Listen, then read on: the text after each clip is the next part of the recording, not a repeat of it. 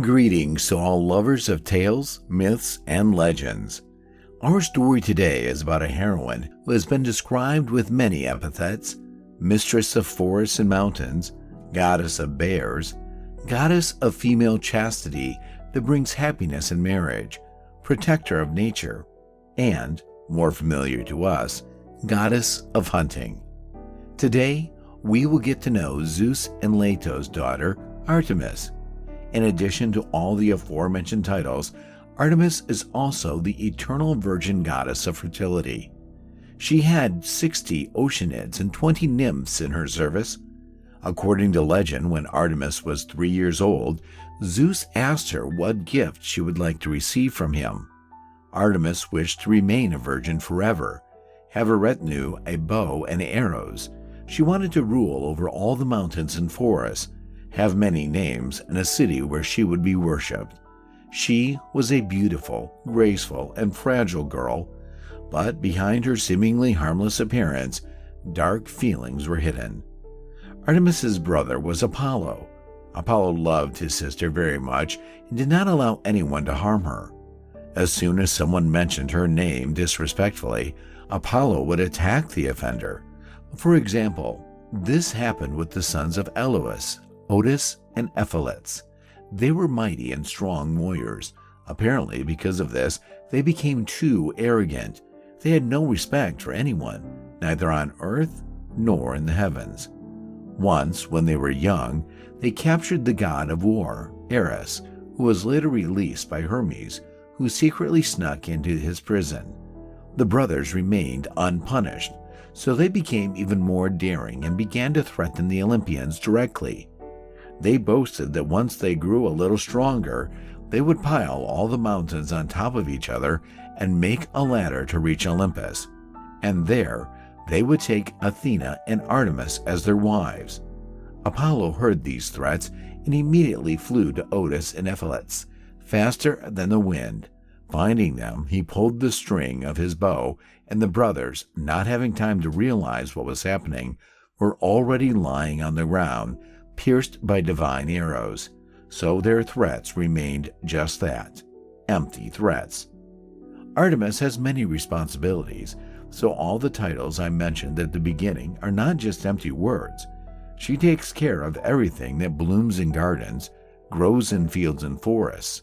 In addition, she brings happiness and understanding to families and helps with childbirth. But then, why was she called the goddess of hunting? The thing is, the goddess loved hunting very much. She had a silver bow which was made by Poseidon himself, and a quiver of arrows hung from her back. Apparently, it's a family thing. No animal, neither a swift deer nor a furious boar, could escape her accurate shots. Also, during the hunt, the beautiful goddess Artemis was accompanied by 12 dogs, which she received as a gift from Pan, the deity of shepherding and cattle breeding. Undoubtedly, Artemis helped people, but what definitely shouldn't be done is to anger or, more precisely, upset her. The least she could do in this case was to send terrible and incurable diseases. In general, it is better not to disturb the peace of the goddess of hunting, as Actaeon once did. He was hunting with his friends in the wild forest, and then the hunters got tired and decided to take a break.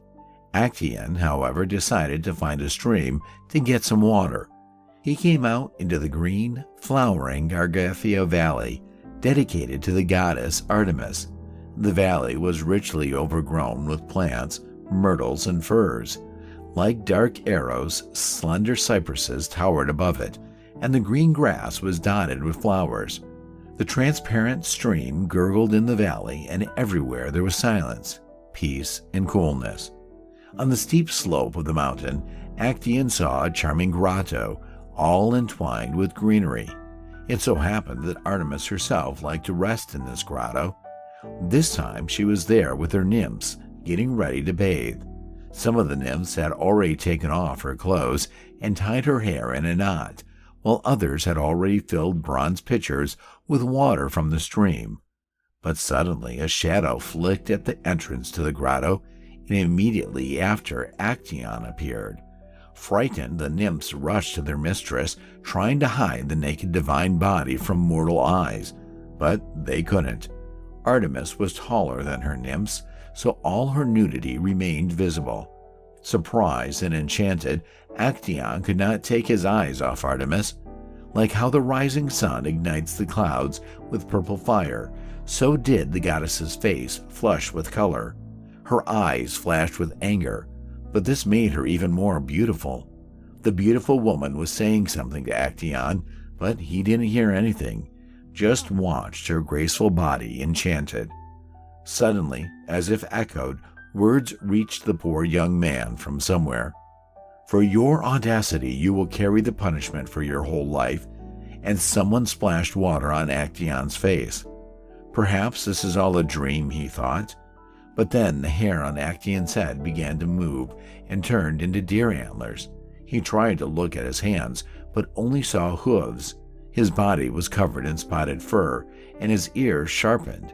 At first, Actaeon couldn't understand what had happened to him, but as soon as he saw his reflection in a stream, he mentally exclaimed, since he had lost the gift of speech, "Oh, what a disaster!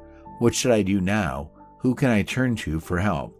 He was lost, his heart consumed by fear and terror, and bitter tears streamed from his eyes. Actaeon had turned into a deer, but his mind and thought process remained human. He wanted to scream, to ask for help, but the only thing that came out of his mouth was a deer's roar. But soon this roar began to be drowned out by barking, and then Actaeon saw a pack of dogs rushing towards him at a furious speed. And what was even more terrifying, they were his dogs. He remembered some of them as puppies, but now they were not faced with their owner, but only a deer whose trail they were following.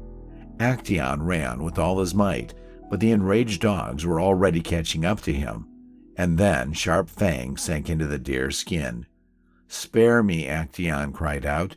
"Can't you see? It's me, your owner." But the sounds that escaped from his chest were not like human speech. It was the roar of a cornered animal. The weakened and desperate deer fell to its knees, and its eyes were visible horror, pleading and sorrow.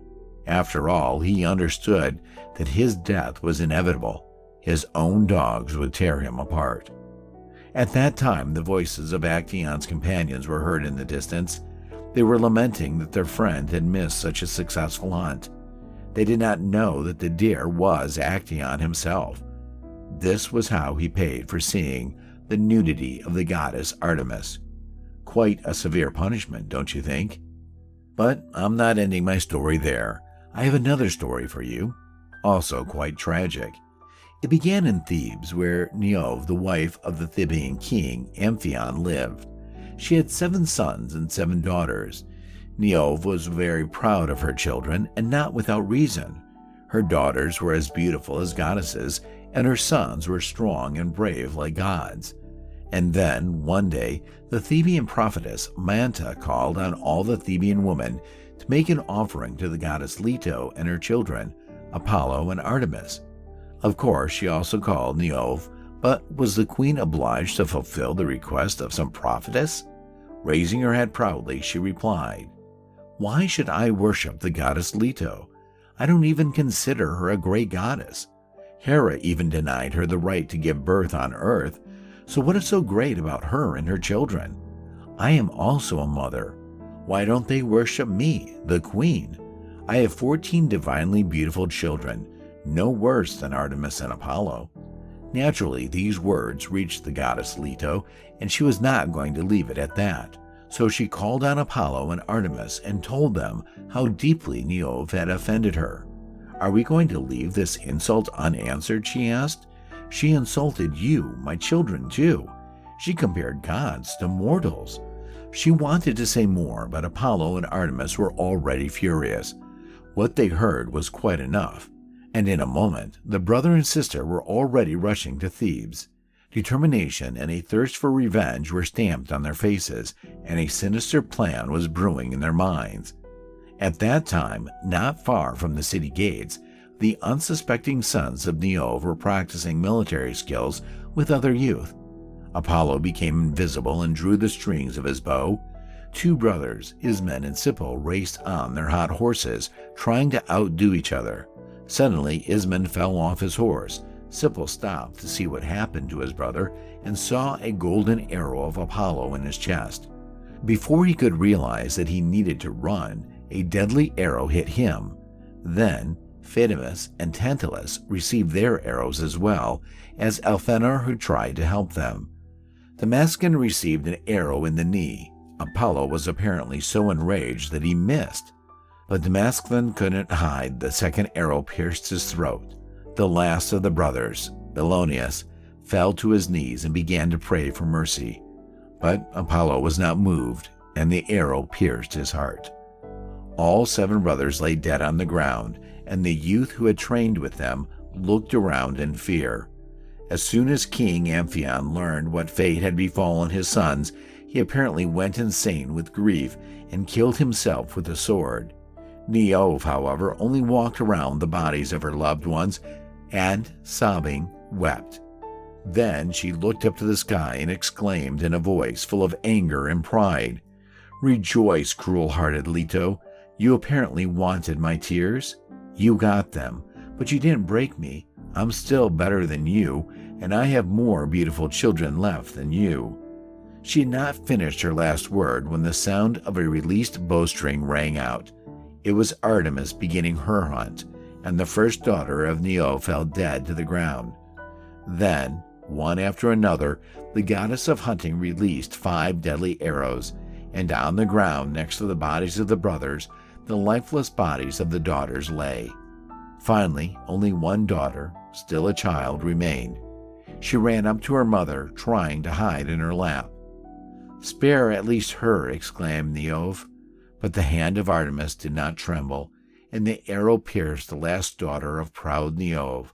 For 9 days, the bodies of the queen's children lay unburied, as people feared the wrath of the gods and did not bury them. Finally, on the 10th day, the gods themselves buried them. The crazed Neoph went to her father, Tantalus, in Sepilus, where she finally prayed to the gods, and they turned her into a stone from which tears flow day and night. That's how Queen Neoph paid for her pride.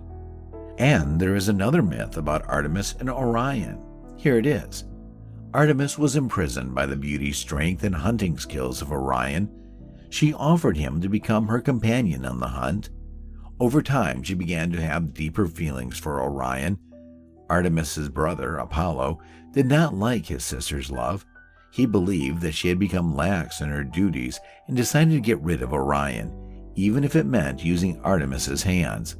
Sending Orion out to fish, he teased his sister, saying that she could not hit a barely visible spot in the sea with her arrow. Artemis let her arrow fly and hit Orion squarely in the head. When she saw who she had struck, she fell into despair and rushed to Zeus, begging him to bring Orion back to life. But Zeus refused, so Artemis asked to at least be able to gaze upon Orion. Zeus took pity on her and sent Orion to the sky as a constellation. His dog, Sirius, also joined him in the sky. I think that's all for today. If you enjoyed the story, check out others in the channel.